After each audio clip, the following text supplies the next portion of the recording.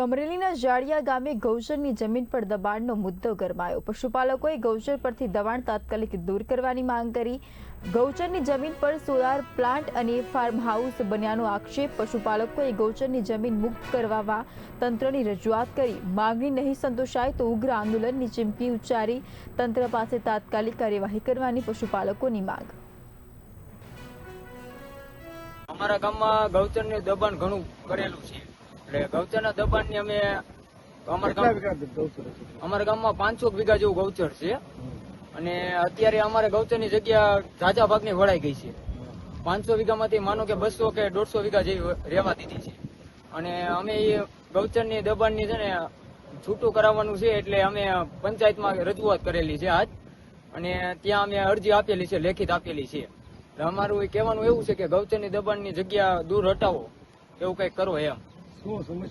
સમસ્યા એવી છે કે જ્યાં ગૌચર હવે વળાઈ ગયું છે ને થોડું હતું એમાં ખાડા કરી નાખ્યા છે, એટલે હવે